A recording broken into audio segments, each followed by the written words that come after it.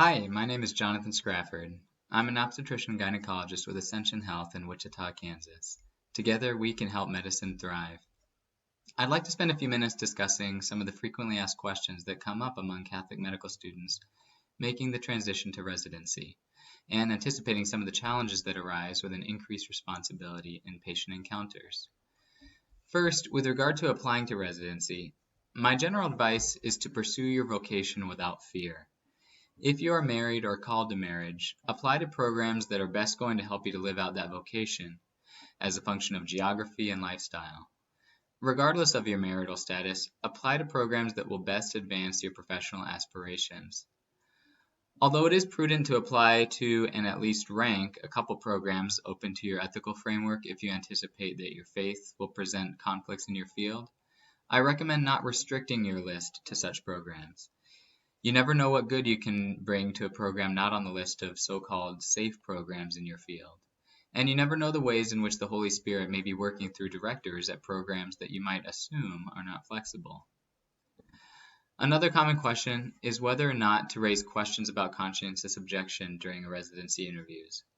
I would recommend bringing this up on an interview if you think it is likely to come up during your time at the program.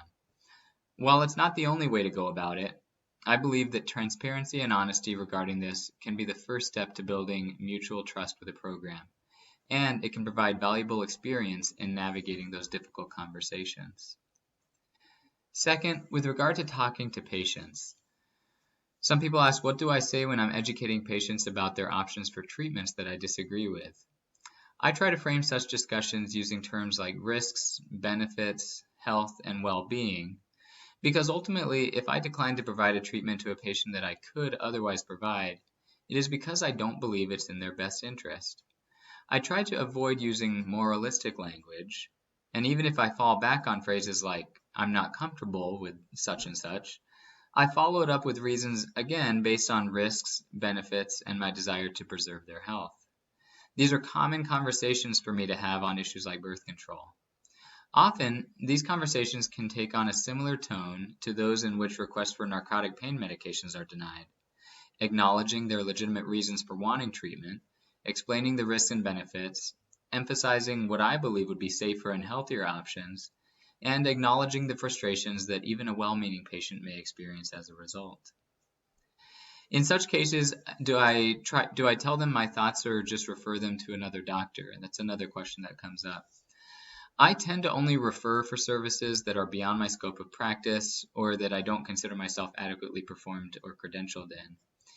In other words, if the reason for my declining to provide a service is that I don't think it's in the best interest of the patient, I would not refer for that service either, for the same reason. That said, I will usually inform patients during these hard conversations that they are welcome to seek another opinion from another provider. And I often even let them know that other OBGYNs are likely to give them an opinion different than my own. Some have asked how I navigate my job without coming under fire for discrimination. Ultimately, I rely on God's mercy to protect me from such hardship. I trust that He will safeguard my job for as long as He intends me to keep it.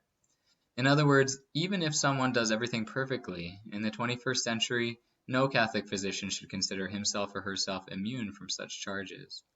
That said, I think that communicating medical opinions on the basis of risk-benefit analysis and concern for patients' health, as opposed to on the basis of what is right or wrong or what someone is comfortable or uncomfortable with, goes a long way.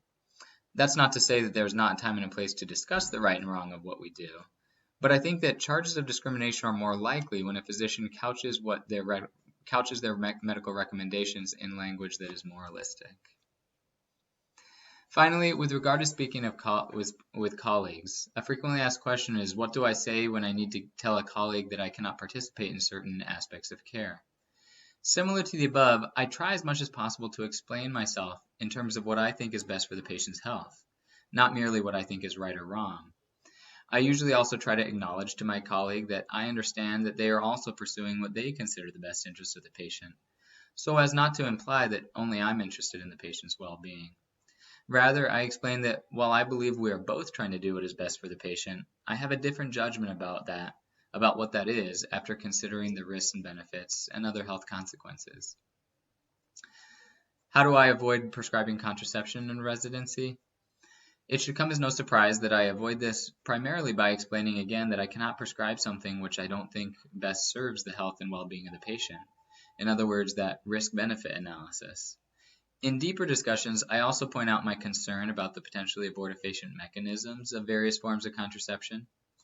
And in certain cases or scenarios where the possibility of a contraception or abortifacient effect of such medications is sufficiently mitigated, for example, if someone is postmenopausal, if they're not sexually active, or if they've already been surgically sterilized, I think that the removal of the concern for those risks can seriously alter the risk-benefit analysis, such that on rare occasions I may prescribe hormonal birth control.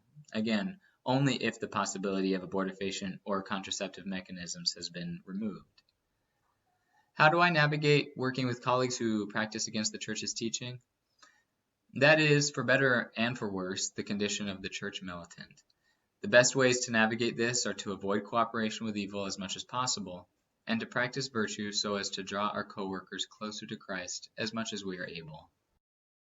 Thank you so much for watching.